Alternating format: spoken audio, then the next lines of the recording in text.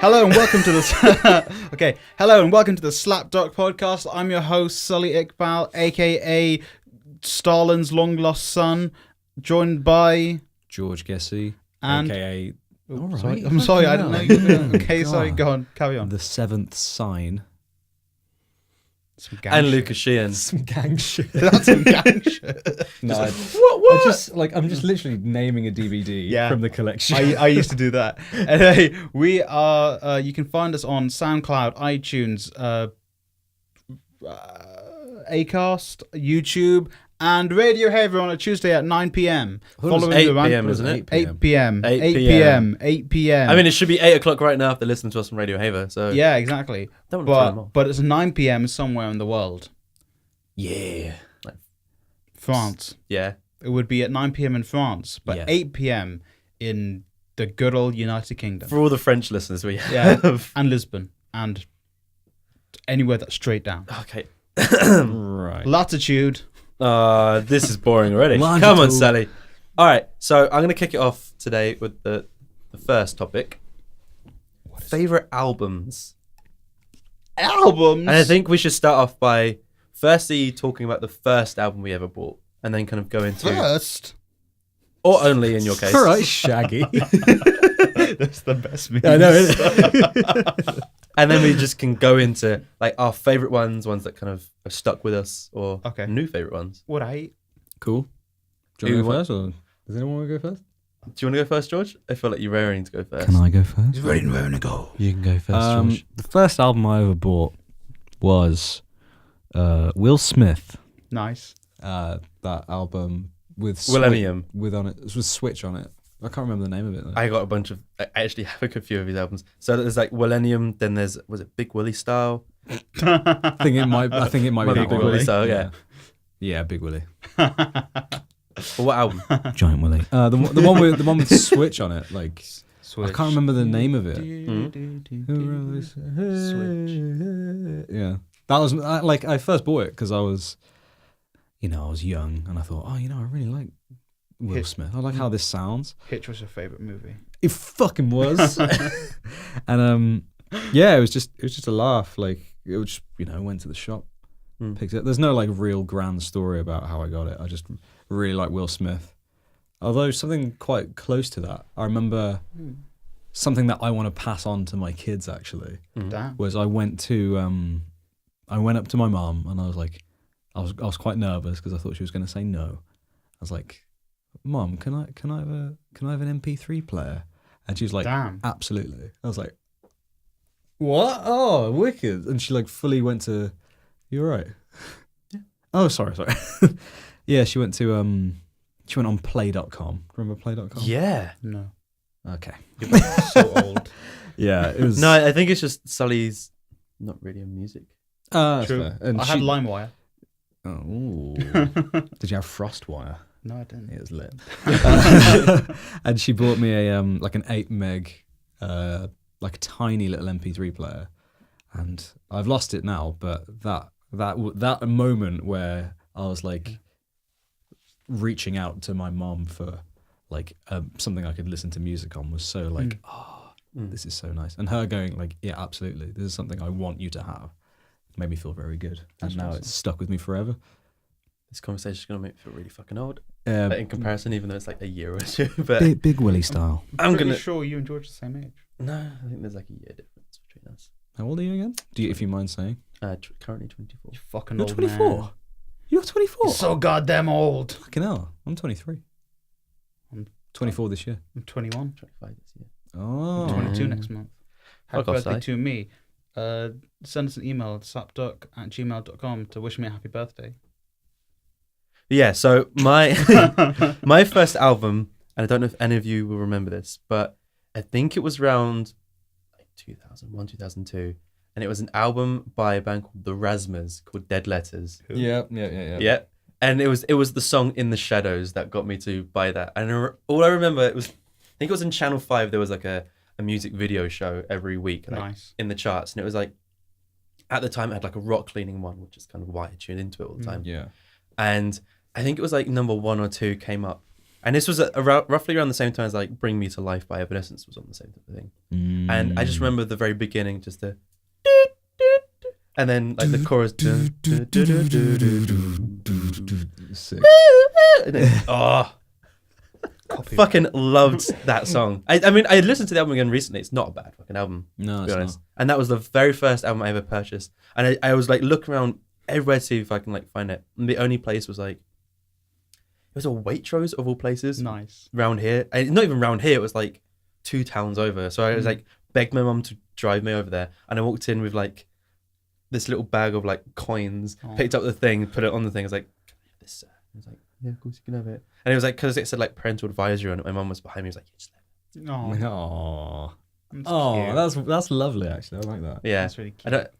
I honestly don't think I still have that CD anymore. I think it's somewhere else. But that was the first album I like ever. The Rasmus. Yeah, the Rasmus Dead Letters. That was my first album that I personally purchased. Like I had music beforehand, but that was the one that I went out my way and spent my own money, like pocket money on. So, Yeah. Okay, what well, about you, my one. Sully? But before I talk about my favourite album, remember, guys, you can tune into radiohaver.com to listen to really great music every day in the morning, like up until about 5 p.m., up until about 6 p.m. when the shows start. But before that, there's some great music on. But anyway, my favourite album, no, my first album I bought was, you guys are going to be like, oh, of course it was this one. S Club 7. No, it was the first one I actually bought myself, because obviously my mum had albums and I listened to those. But John Cena's My Time Is Now, the album. Oh my god. He had a rap album with such great hits as My Time Is Now, which is his current theme song, Bad Bad Man, featuring George Foreman. What? Yeah. The guy with the grills. Yes. Was it George Foreman or maybe it was someone else? He Was made- it Gary Foreman? I don't think it matters. It was a very short guy. don't think It doesn't matter. And also rap songs like Don't Fuck With Me. Right. This was when WWE was not PG yet. Oh my god. Because his gimmick was he was a rapper. From, like, the East Side. I mean, I honestly, I was like, knowing you, I thought, yeah, I should have expected that, but I still didn't. I think I still have the CD somewhere at home as well. Fuck. And like well, obviously my story of buying it was me and my brother both saved up to buy it, and it was from Sainsbury's. Ooh. Like as soon as you walked in, the first thing you saw on your left was all the music albums and shit. So it was like, oh yeah, John Cena's one was on the charts. I'm like, I grabbed it and was like, John Cena was in the Yes, charts. sir. Can I have Was he some actually more? in the charts? Probably, or it was just because it was a new release, so they were like, Oh right, yeah, that makes sense.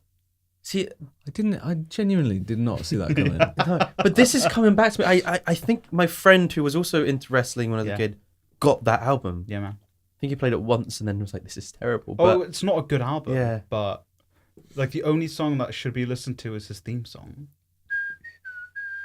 That one. That one. Yeah.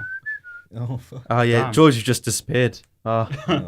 You can't see me, but yeah.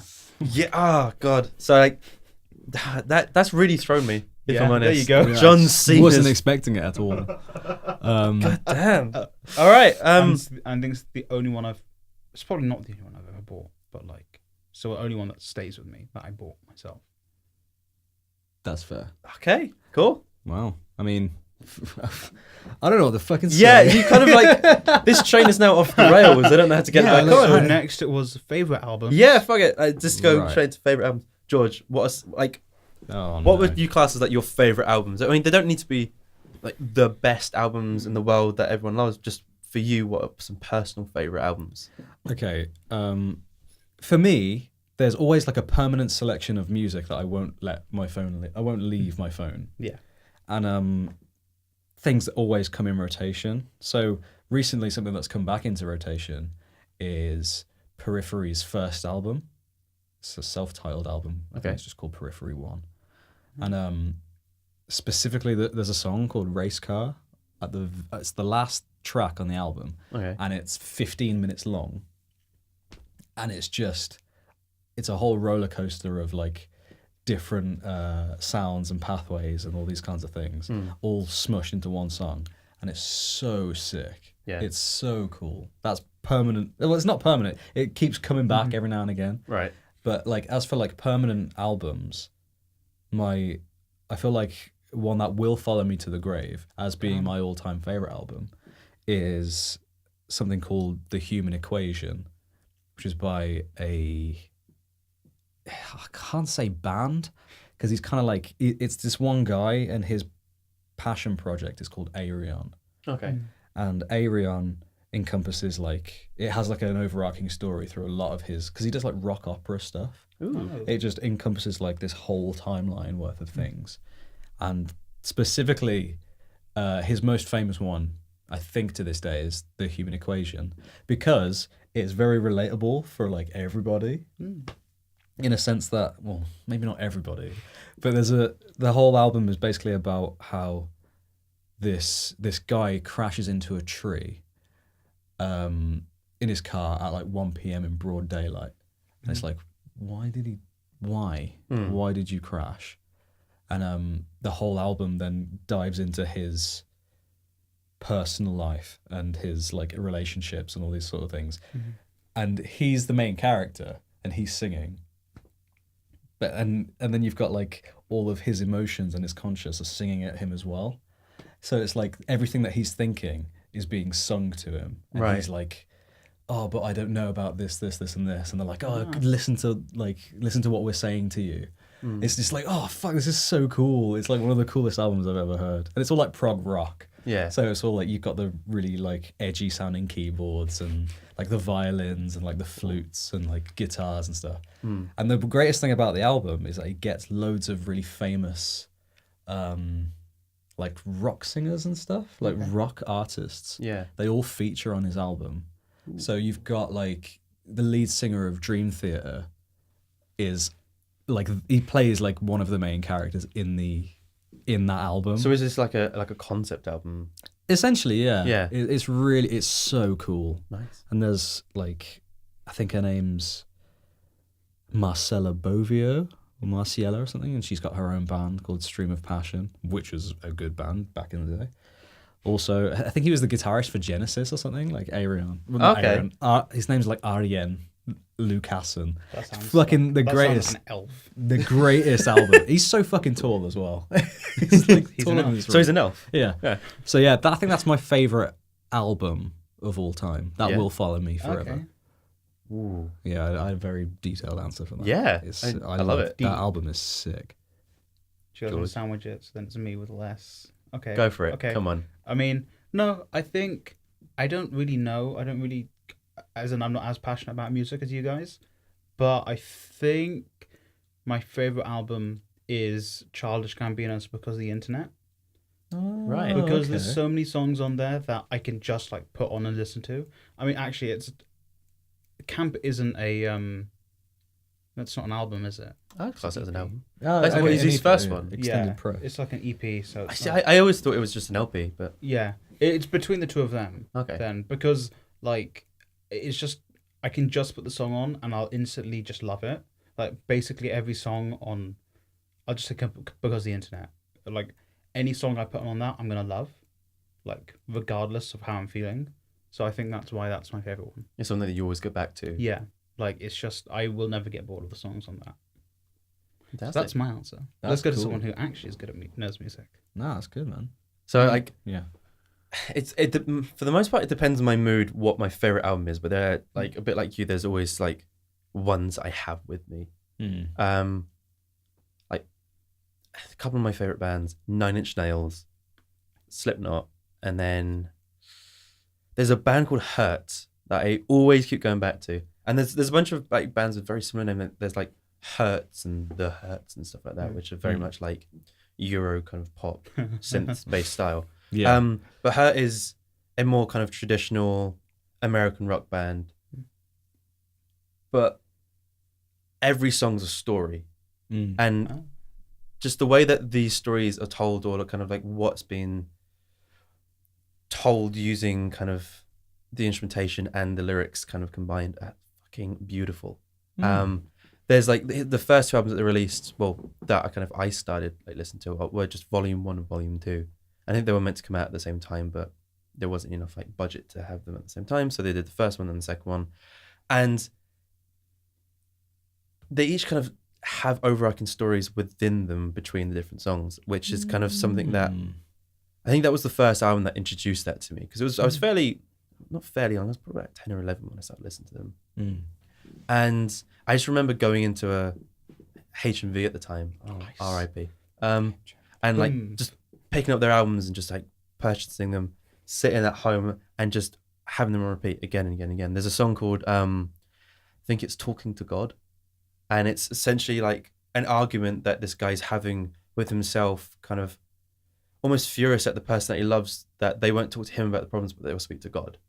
Oh, and it's a that's yeah, cool. it's a great fucking song. There's a song called House Carpenter, which is this. It's quite long. I think it's like a 9-minute song, and it's just like a fusion of like the violins that the guy, because the guy's like a fiddler as well as like a guitarist. Oh, Sully! The moment it left my lips, I thought Sully's gonna. Okay, sorry. Yeah. He uses it on like the violin just to keep Sully okay. Sure. He uses it through like lots of his tracks. But there is on the second album, I believe it's the second album, there's a song called Falls Apart, which is kind of like about life crumbling down around you. There's on the first album a song called Rapture, which is fucking beautiful. But the third album that they released was one that's kind of it felt different because it wasn't like a cohesive story within them. Yeah. It was called Goodbye to the Machine, and there's a song in it called I don't remember what it's called. Oh, this is really gonna throw me off. The song called Wars, and then World Ain't Right. It's a song called World Ain't Right, and it's him, and it's like featuring the lead singer of a band called Cena, which I'm very much into. Cena. Yeah. Cena were cool. Yeah. They got relatively similar voice, where like Cena's a bit more kind of like Grungy and kind of like westerny. Yeah, westerny, where the guy has a slightly cleaner voice, at least to my ear, but has that kind of bite to it as well. And the whole kind of concept of this album, of this story, at least to a listener like me, is talking about basically a man who was trying to get his way out of gambling debt by gambling more. Oh. And I think one of the lyrics is kind of like, it's something like, the only man I love tied to a machine, like basically on death's bed, hooked up to like this in a coma because what his debts got him into. And it's like, it's a really dark song, but it's fucking beautiful. That's cool, man. That's deep. Yeah, I think that's kind of, I relate to kind of music that tells those kind of stories more than just kind of like, what up, baby? I want dollar bills. Which, for the most part, I'm not. Ariana Grande. That, yeah. Oh, God. Thank you. Her new song is like Seven Rings. Yeah. God, it's. Yeah. You want it? I got it. Yeah. I don't know any of those lines. I don't. Yeah, I think a lot of the albums that at least have stuck around for me are ones that like are saying something or telling some sort of story that I want to keep listening. A bit like a good movie for me. Like, there's movies with like very loose stories that like they're fun to watch the first time, but I don't really go back to. And other ones that tell an amazing tale that I keep going back to and want to kind of like live again and again and again. Ah, I see. Like, and same sort of approach with music, I think. Like, I just want to briefly mention a couple of my mainstays, because I said one, but there are quite a few. Yeah.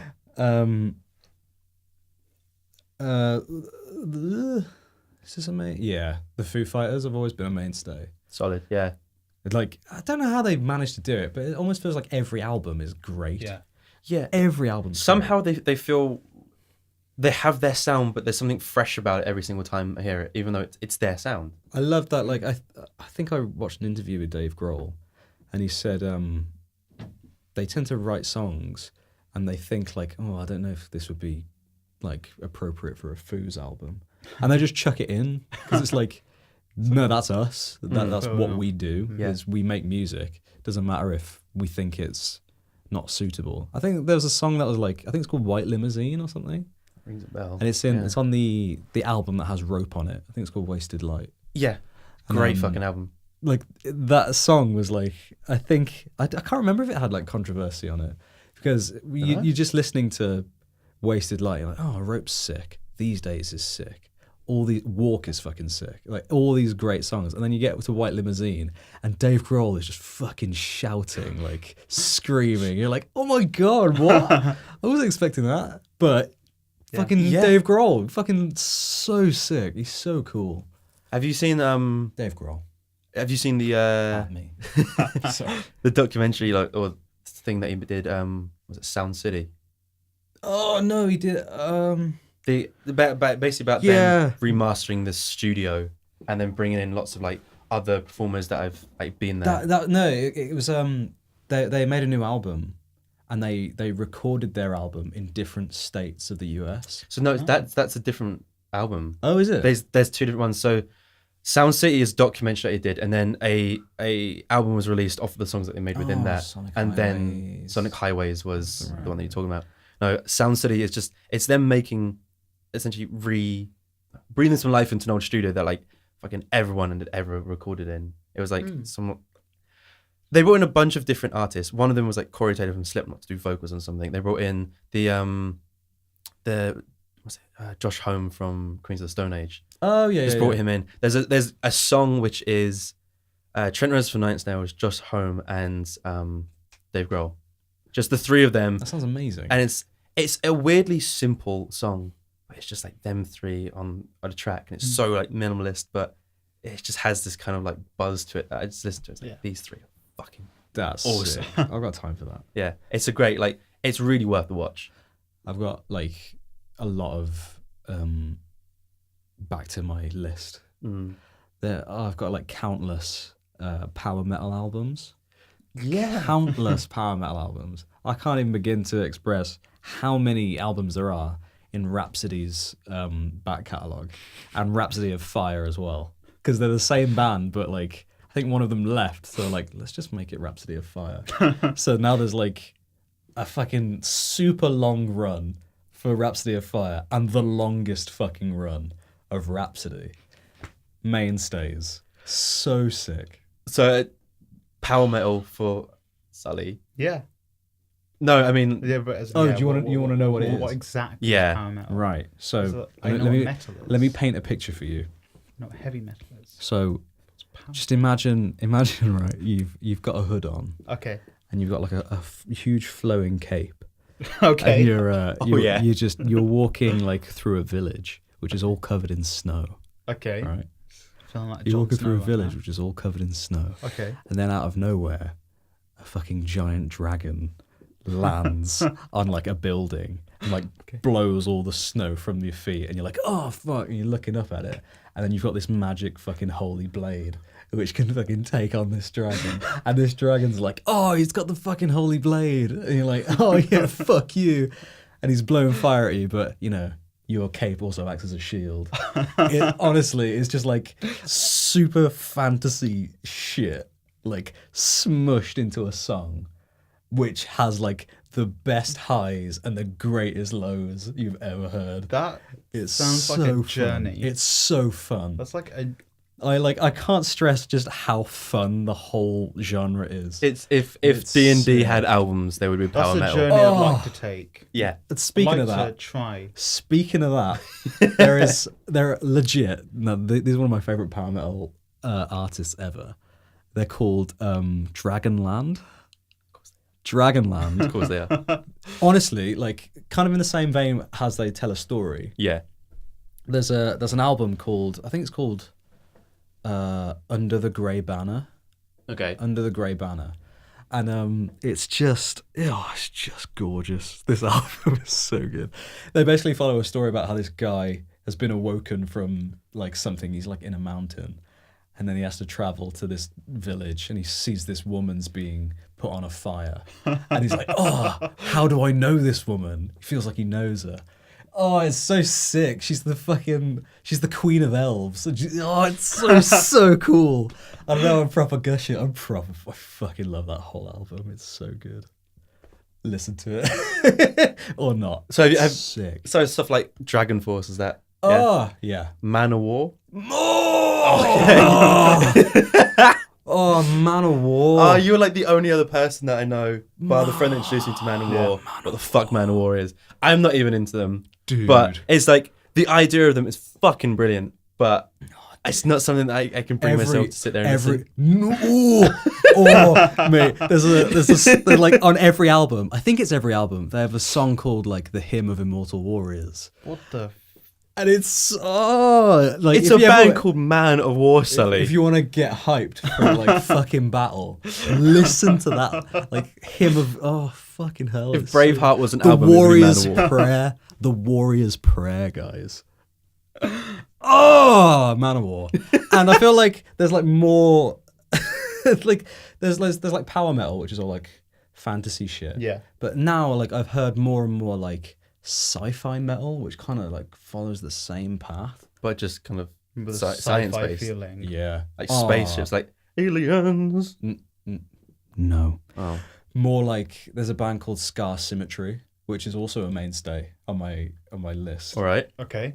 Because they've hit that perfect fusion of like screaming and singing. Right. So they'll have bits where they're like proper singing in nice harmonies and stuff, and like they use the grit and the rough of like screams for like just tiny little. Oh, it's so fucking good. Oh god, I could gush for years about power metal. I feel like we could just leave you here with a microphone and you would just keep Talk going and about going and sci-fi going. metal. Fucking listen to Beast in Black because they're fucking sick, and they have an album coming out on the 9th of February. Fucking love Right it. Sorry. now. Can we tag them? Yeah. Yeah. At them. Fucking lit. I I wonder how many podcasts speak about Man of War. Oh, mate, I can't stress how sick those albums are. What is it? Warriors of the World and Gods of War are the greatest. Which, fucking albums. if people wanted to try and get into power metal after hearing your Say amazing, I want to try this. yeah, What what would you recommend for Sully to give like it a go? a nice like? Oh, I'm just gonna dip my toe in this. His little pinky's gonna okay. go in. Dip your toe into power metal. Yeah. Or at least like a nice something that's like. Something that would ease you in. Yeah.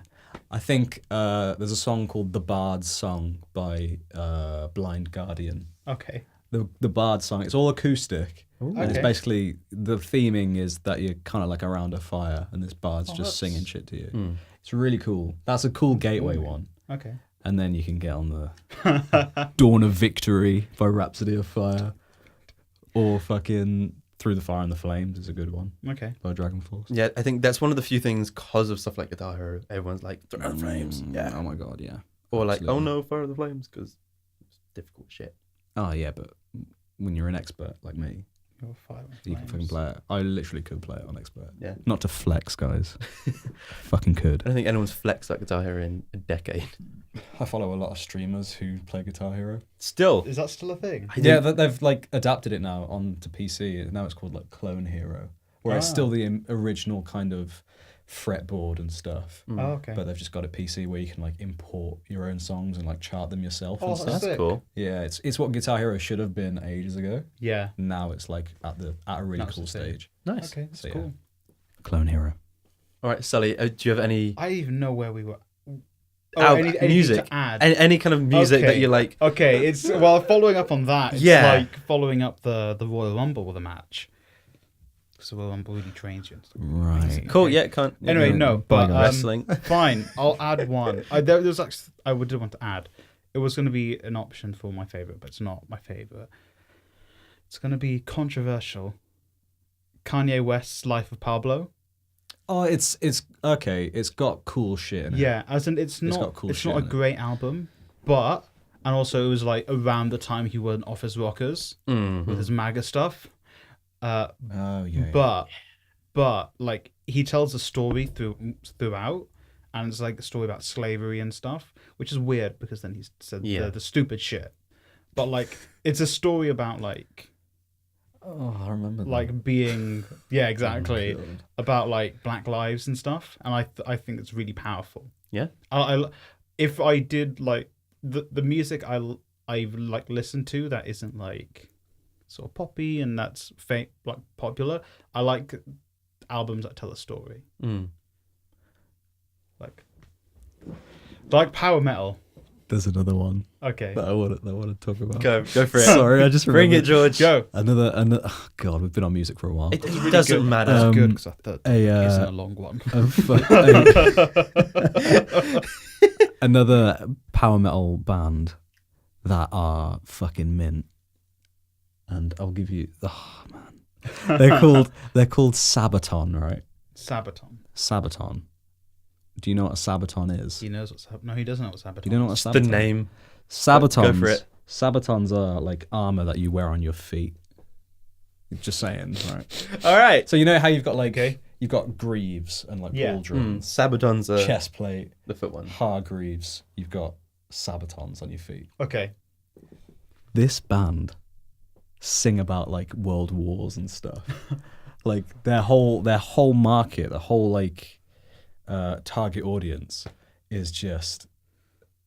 They've got like the greatest album I've heard by them, and it is a toss-up between, oh my God, what's it called? Carolus Rex, which is about like this. I think it's about a Swedish general called. Well, his nickname was Carolus Rex. Okay. And like it kind of like follows his life and Yeah. all this sort of stuff, and all the kind of battles he was in, and all the kind of battles that's like I think it was Sweden. I'm sorry if it's not. Joachim Broden, I'm sorry if it's wrong. But they're so sick, and like every song is like super really punchy, and it's like they take elements of like poppy sounding things, but they just crunch it all up and start singing about like war and stuff. Oh, dude. They have a song called Primo Victoria, which is all about D-Day. Oh, dude, it's sick. It's so good. I swear to God, I learnt more about like history from this band than I did in GCSE. Honestly, Love it. it's like there's. So if all you kids are trying to study, listen to. Honestly, I'm not even fucking about because there's a lyric. Sabaton. There's a lyric, and it's obvious now, but 6th of June 1944. That's fucking D-Day, right? That's D-Day. I think so. 6th of pretty June sure, yes. 1944. Yeah, 1944. Fucking, I learnt that from a fucking song. And I know, like, obviously it's like, oh, you should have been listening in school, but they make it so interesting. Yeah. Like there's one song called The Last Stand where they talk about how, I think it was the Pope at the time, had to be evacuated because the city was under siege. Ooh. And it's all about like these warriors who made a last stand on literally on the Vatican steps, so the gates to fucking heaven. Yeah. They're just like fighting against all these people while the Pope escapes. It's like, oh, this is so fucking interesting. Every song I've listened to, I'm like, I need to know more about this. That's So it really cool. makes me want to like research it. That's awesome. Sabaton is I sick. rate that. Absolutely sick. I rate that. Thank you, Sabaton. Thanks for Sorry, getting. I'll get off. Thanks for getting George's history. GCSE. Yeah. Thank you. I'll get off the power metal seat because it's such a nice seat though. Oh, fucking hell. I've never met anyone that's so passionate for power metal. It's so good, and I don't understand people who don't like it because it's got everything. It literally has everything. I think after this, I'm gonna go and listen to some power metal. I'll try. Sully's journey on the way home, snow blazing past the train. Oh, where's the dragon? Where is it? The There's a song called "The Legend Goes On" by Rhapsody of Fire. Fucking get on it. Or if you're not into like that sort of stuff, they have like power metal themed things, like Beast in Black, the band that I mentioned earlier. They have a song called "Sweet True Lies," which is all about like this. I think it's like a relationship or whatever. But his voice is sick, and the whole like arrangement of the song is sick, and it's just it's like a warm hug on a cold day. It's so good. Oh, just listen to it. Listen to it all. I'll listen to it. Cool. I'll link it to all of you. Yeah, do it. Yeah, please. So sick. Definitely link it to me. Yeah, when we'll put a little post on the Instagram Put of it in like the Instagram. maybe the link will be included with a nice little Spotify playlist that George has curated. Damn. Oh, I should do that. Yeah. Yeah, That's power fine. metal playlist. Oh, it'd be so fucking good. It would be such a good playlist. Sorry, I keep riffing now. No, it's fine. Okay. All right. All right. Yeah. So we're moving on. Or do you have anything else you want to say? I mean, I feel like I could go on for just as long about my music, but we probably should go on to the next topic. You sure? Right. Okay. Can I move on to mine? Yeah. Go for Yeah, it, yeah, George. Power Mel. No. 101, Power Metal. Favorite book quotes or film quotes? Do not mind whilst I get my phone out to check some of the quotes as well. Go for it. I mean, that's fine. I Okay. will immediately say my favorite quote, Mm-hmm. and it's "May the wind under your wings bear you to where the sun sails and the moon walks." Fucking hell. Ooh. Jesus Who is that by? Christ. That is by Am I hard right now? J.R.R. I Tolkien hope not. Makes sense. from The J.R. Hobbit. Tolkien. May the wind under your Foreshadowing. Foreshadowing. May the wind under your wings bear you to where the sun sails and the moon walks. It's like, oh my god, that's sick. It's pretty cool. It's when Bilbo and the dwarves get saved by the eagles. Eagle. Eagle. They are an amazing plot point, Luka. Yeah, Come yeah. on. I mean, it's a great quote. I'm not big on Lord of the Rings, but You're not big on Lord of the Rings. no, I'm not. Bitch. I don't get chubby with it like Sully does, but I do too. and George does. But you know, I can't convince you. No, I don't think it. But it is a cool quote. I It's do. wicked. Quotes are Just something invokes that a lot. yeah. I think a good quote from something kind of makes it stick in memory for me. Yeah. Like it can be something that isn't that great if it's got a good quote or a memorable quote. It's probably gonna stick around. Yeah. Like oh, go on, Sally. No, I'm gonna look for it because there's one that's in my head. You carry on. Okay. So I've got a couple of quotes, and I thought this list was way bigger, but it's really not. One of my like favorite quotes that I heard was from the Hannibal TV show. It was like the very first episode, and it was just a simple line of "Fear is the price of imagination." Oh, wow. Ooh. Yeah, Ooh, That's baby. quite cool. Ooh, baby. and it was the sort of thing that like within context of the show, you kind of like it kind of just brings a bit of meaning to a certain character and like why they are the way they are. Yeah. But like just taken on its own as yeah. Like it kind of makes sense, and like it's a quote that kind of made me think about like what am I scared of? Why am I scared of them? And I realized like I'm scared of heights, but I'm not really scared of like being high. I'm scared of the falling, and I think it's because I can imagine myself falling off of something.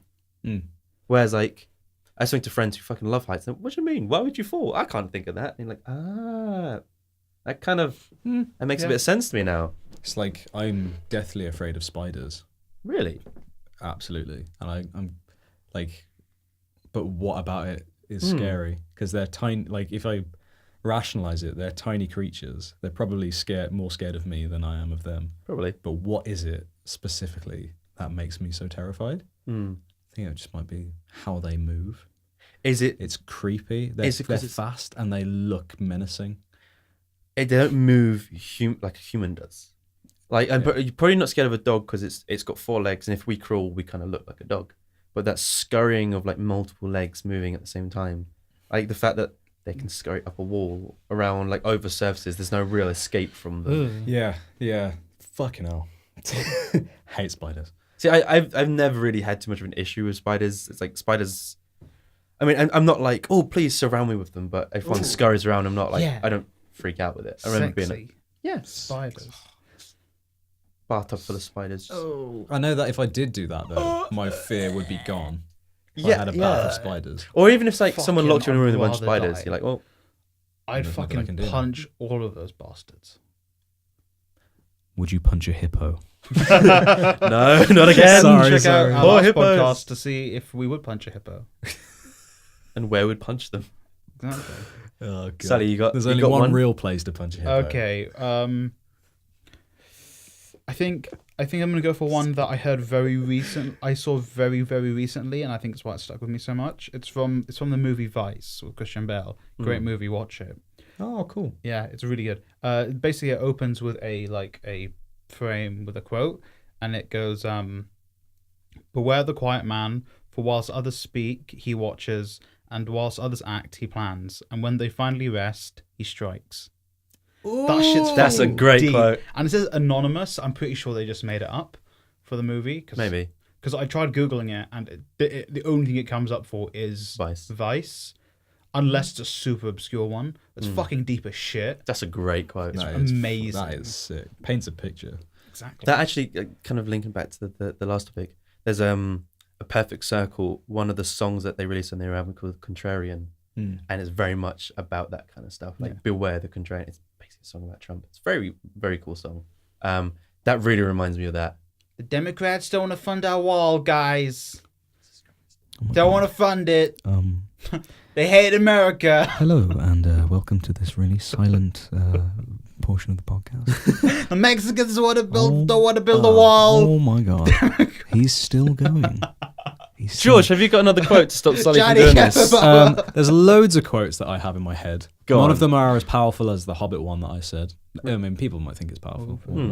But I feel like the mark of a great film is if you can quote the shit out of it. Yeah.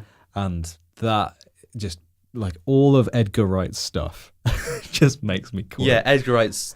I don't know how he does it. Like, there's Cornetto, yeah. And there's one, like, that one that's so dumb that always makes me laugh. Oh, fuck, what was it? Is it Shaun of the Dead one? It was a Shaun of the Dead one. You got Red on You. Yeah, You've Got Red on You is great. But, like, oh, fuck, I can't remember what it was. Okay, tell us the scene. Angry. Tell us the scene it's in. It's when they're, like, flicking through all the vinyls, trying to throw them at, at the girl.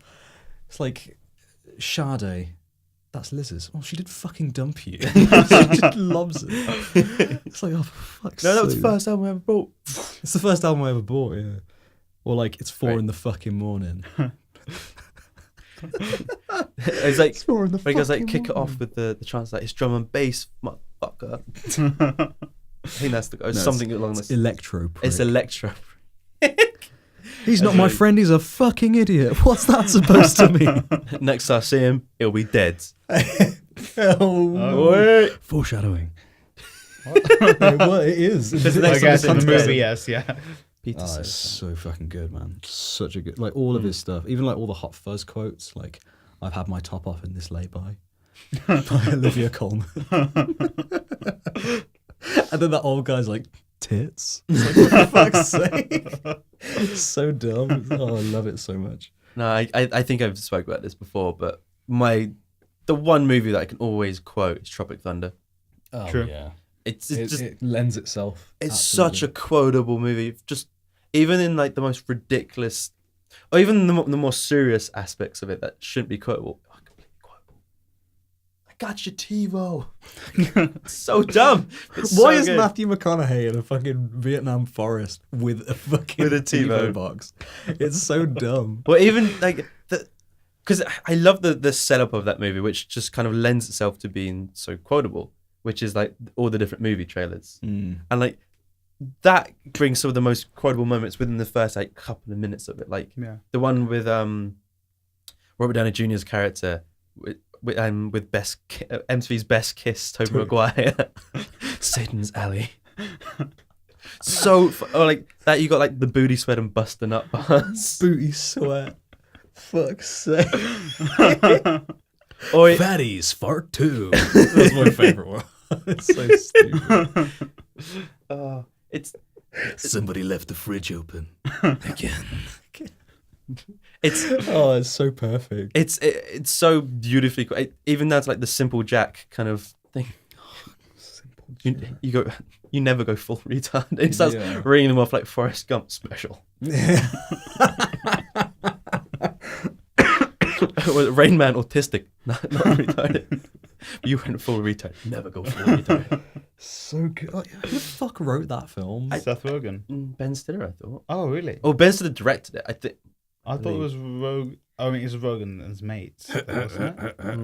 Really? Yeah. Hey, have a little look. But like, even down to like quoting movies that you never really see anything from within that, like the Simple Jack thing. You make me happy. Every single fucking time. That and then the way that McConaughey does it. You mama make me happy. It's just so fucking ridiculous. I need to watch it again, man. It's perfectly quotable. It's been You're ages right. since I've seen that film. It's directed by Ben Stiller, screenplay by Justin Theroux, Ben Stiller, and Ethan Coen. Yeah. That's play. pretty good. Not writing. one of the Coen brothers though. Oh, Ethan Coen, but not Ethan Coen, the Coen brothers. It's Ethan Coen. Even. Sorry, right, my mistake. Not Ethan. Justin Theroux, the writer of. And the actor, isn't he? Oh yes, yeah, but It's from the Leftovers. American Psycho, Megamind, Fucking Iron Man Megamind. 2, Orlo.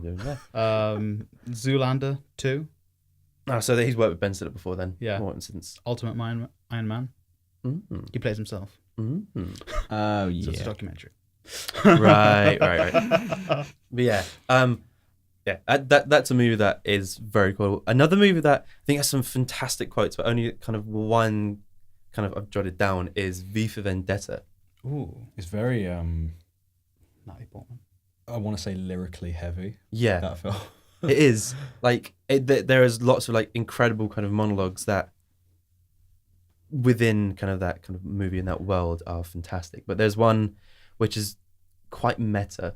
That like a quote that I've kept is it's Natalie Portman's character talking to V, and she goes, "Does it have a happy ending?" And he replies with, "As only celluloid could deliver." I was like, that's a fucking brilliant quote. Just rather than going like just like the movies, it's just a perfect kind of It's description so for it. sick. Yeah. It's so cool. I love it. Yeah, very like that is a strangely underrated comic book movie. I mean, Yeah. the whole like look of it's now been adopted by Anonymous, which kind of gives it Yeah, kind of that's an why air it of was like, a bit ooh. maybe we should watch it. But I watched it again recently, and I was like, yeah, that's a fucking great movie. Anonymous. What does that guy say in that film? He says, "Give me the fucking money." Give me the fucking money. Anarchy in the UK, and he shoots a gun in the air. That's the one quote I always remember. It's like, "Give me the fucking money. Anarchy in the UK." Jesus Christ. I know there's like loads of awesome quotes, but obviously I yeah. just remember the shittier ones. Yeah, and I think that kind of plays into it as quotes are, I think, easiest to remember when they're not long. Yeah. Like quick kind of quips, people kind of bring to mind really quickly, but like a full like long paragraph, it might be absolutely stunning, but it doesn't kind of come to mind as much. Like, I love the smell of napalm in the morning. Mm. It's Yeah. so quotable. Yeah, Yeah. it's a quote that kind of like comes to mind because it's nice and short. There are some incredible passages in lots of movies, but I don't think anyone can kind of like bring them to mind other than like people that like studied those movies. There was One one. was said life is a box of chocolates. Yes, Forrest Gump. Again. There's a short. great. Is it great? There's a like a quote in The Matrix Reloaded. Okay. Right? Okay. Yeah. What? Go with it. Matrix Reloaded. I mean, it's not the strongest Matrix movie. No, It's not the Obviously weakest. not. Obviously not. True. But like, there's a point where I'm not singing its praises right Okay, now. yeah, There's yeah. a point where like, there's like this massive fucking paragraph where this guy is explaining how this woman eats something, like makes her reach a certain thing that I don't want to say out loud. Wow, chicka, Climax. wow, wow. Yeah, essentially. But like the quote is Unbelievable. so long and so articulate, and like the vocabulary is fucking mad that I was like, what the fuck is he talking about? He made Yeah. the female orgasm completely. I was like, what does that? What is that? Even more. What is a beautiful. female orgasm? Oh god, maybe I shouldn't have said that out loud It's okay. on a podcast. It's okay. That's right. Girlfriend doesn't listen to this. Oh, she. She's gonna. No. No. Da, da, da, da, da, da. Sorry. It's fine. Fucking like a thing. She'll be okay with it, probably. Sorry. Maybe not. Oh no, I'm scared. Well, okay, I have an actual quote, but I also have a quote that will upset Luka because it's from Lord of the Rings. I Go don't give for a it. shit. It started off with one. It's just Lord To of be the honest, Rings. it's not even a good one, so I'm going to go for the one I actually want Surprise, surprise. It's not good from Lord to of the No, Rings. actually, it's good, and it's from the Actually, movie, it's the actually. most infuriating Oh, I it's even mean- worse. Yeah. I mean, the movies are pretty great. Academy Award-winning Lord of the Rings, so I'm just saying. Yeah, Oh. fuck you, Luca. Okay. Anyway, this is from like. Is a toss-up? Might be my favorite book. It's a book I read recently. Might have taken over, but some Norwegian Woods by Murakami. Okay. The quote is, it's a long one. It's not long. It's like a sentence, but Bring it. if you only read books that everyone else is reading, you can only think what everyone else is thinking. I think to me that's really powerful. That's Apparently, really that's a current climate where everyone's like going on sides. There's either, oh, I'm only going to listen to building a wall, so that means, oh, I have to build a wall because that's what I'm thinking, or I'm only thinking that fucking white people suck, so all white people suck. It's a great quote, and it's the sort of thing that you can apply it to pretty much everything. Is if you surround yourself with like-minded people, the only thing that's going to happen is you continue believing that. You need to have some sort of kind of debate and some sort of opposition to kind of get. Maybe you do want that wall, but you know, maybe that wall's wrong. You know, Mexicans don't want to build the wall. Oh my god, he's still going. He's still going. Yeah, he's never broken character. He's still Trump. I'm just saying. Oh god. No, but that is kind of the power of a good quote. Does stuff like that. It makes you think. Yeah. And especially something like that, I think it's worth. It's the sort of thing that you could tweet out, but it would be lost within the echo chamber of what Twitter is, where people follow people that they agree with, and then they moan about stuff that they don't agree with. And it's the same sort of thing. If you only read, it's like if you're on the left, you only read left literature. You're not going to get the wider kind of picture. And same if you're right leaning, you don't get. It's. You need a variety to kind of have an actual understanding of what the fuck's going on. Yeah, I very much agree. It look great. True. Do we have time for our third topic? We have about, I want to say, about 7 minutes, so enough time. Okay, very quick, because very quick. Please phrase this correctly. Okay, no, but I'm not actually going to just talk about that. It's going to be the overwatching thing. All right, so as you can tell in this podcast, Luke has been saying he doesn't like Lord of the Rings very much. I'm re-listening to The Fellowship of the Ring right now for the first time as a grown-up. I'm going to say, Luka, you have a few valid points about Lord of the Rings. I'm not saying The Lord of the Rings is bad, because that's what you say. Lord of the Rings is bad, but I don't say it's bad. It's fucking long-winded. But there's a lot of shit in that book that is unnecessary. J.R.R. Tolkien. Change it. I think it's a bit late for him to change it. That's fine. We would dig him up. Oh my god. No, I'm just saying that. No, but as in, I'm loving it. Like, but it's a bit like, okay, there was maybe an hour of the book that was dedicated to them getting to Moria. Yeah. Okay, which is like one of the really cool parts in the movie. Yeah. And it's just a really fascinating part. But there's like 5 hours of them hanging out with Tom Bombadil. Oh, yeah. Like, I remember that being a big complaint. Yes, hello, little hobbits. I'm basically fucking God. But I'm going to fucking hang out with this hot chick and do nothing. Chill out with me, guys, for 5 hours. He's also referred to as one of the Istari. Yeah, he's one of the Istari. Which is basically gods. Yeah. Like Gandalf. He's one of the Istari. Like they're kind of like, oh, we should just give Tom Bombadil the ring and it'd be fine. It's like, oh yeah, we can give the ring to Tom Bombadil, but you know. See, and this is my problem with Lord of the Rings, where within the Lord of the Rings there is a cool story, but there is so much shit surrounding it, filler content of just over description and over kind of padding.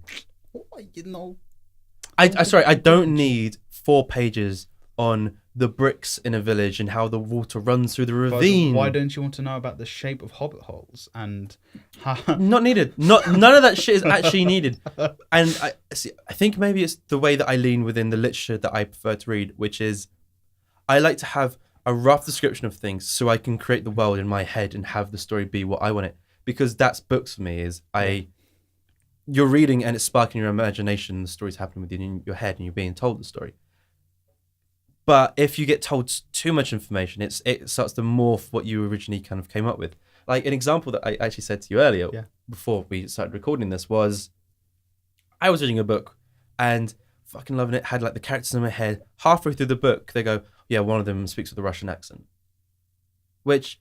if you told me that at the start, fucking great. Halfway through a book, you've now kind of changed the character that I have in my head and have been kind of going along the story with. But would you not love a detailed description of how Gimli describes the different mountains in The Fellowship of the Ring and the history of the mountains for about 10 minutes. No. And how the difference in the dwarvish and elvish tongue for the But mountains. like you just It's said, amazing. you've just said Mm. that in this book that you're reading, Mm. when it hit the point where he says, "Oh, he's speaking in a Russian accent," Yeah. that like annoyed you Mm. because it was so far down in the book. Mm. But at the very start of the Fellowship of the Ring, Yeah. they're explaining and they're world building Yeah. things. The- Like, But do you need the that Hobbit holes constantly? are this, and Yeah, this. but is The that whole world section building of that? hobbits. This is how this, and this work. That's too much world building. Also, too much Far too much world building. Mate, have you? but Like, I it's think- fine as a spec sheet for a designer. It's not great as coming up for like your own world and this experience. It means that everyone has the same experience with that, which is fine. But for me, reading a book is you're interpreting that book and creating it in your own head. If I'm having the exact same experience as everyone else that reads the same material because they're just reading off a list of instructions, it's fucking boring for me. So do you not like the Last of Us game? Why wouldn't I like the Last of Us game? Because what you just said, everybody has the same experience of that game. Everybody gets Get the fucked. same It's story of that's the a game. different medium. Yeah, but you're still ingesting a story, Yeah, but within and everyone's ingesting the same story. okay, but that's the same sort of thing for a movie. Then fucking get dabbed on, Yeah. bitch. I mean, within the world of novels and books, because that's the only thing that doesn't, for the most part, come with visual representation other than say the front cover. So Right. it's left up to the reader's imagination. Like if you read Harry Potter, your Hermione will look different to my Hermione.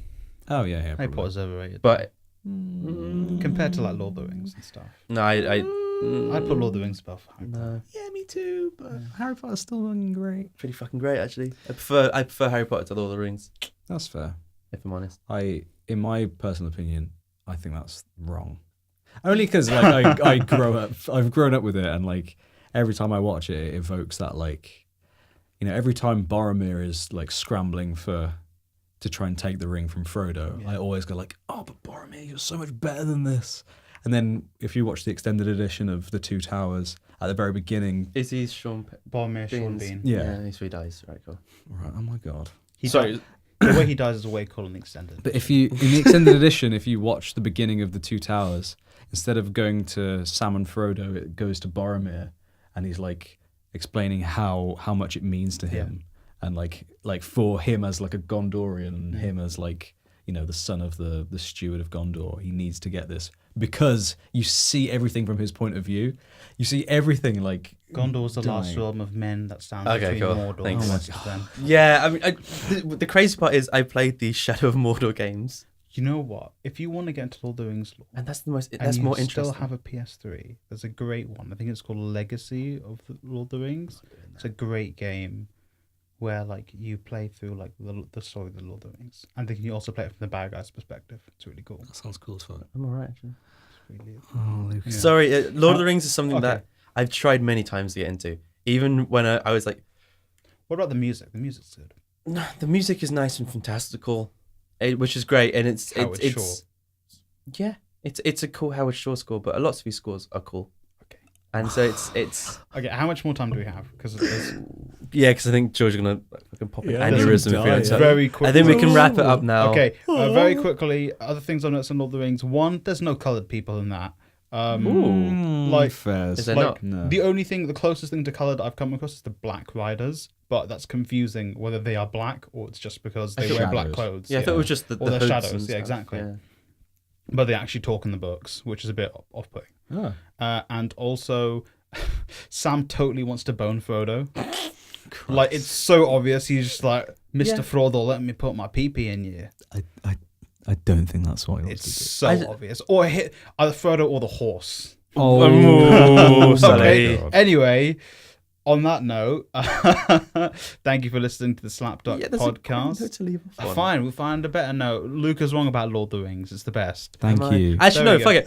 We're going to end this. Write in with your opinions on Lord of the Rings. Do you like it? Do you think it's a bit over Rated? padded? Okay, padded. Padding. Or do you think it's a bit shit? Okay, so you can Let's know. either write in at slapduckpodcast@gmail.com, or if it's easier, tweet us at SlapDuck Podcast. Or even on Instagram. Yeah, Slide into our yeah. DMs. Slide into our DMs. They're open. That's a thing, right? Or just comment on It's still a shit. thing. Yeah. Anyway, so thank you for listening to the SlapDuck Podcast. Remember, you can find us on SoundCloud, iTunes, Acast, and YouTube, and Radio Haver at 8 p.m. GMT, and whatever your time zone is. Thank you. We're now going to go watch the extended edition of Return of the King on the 2 CD edition. And I'm going to go drink myself into a coma. You're so sad.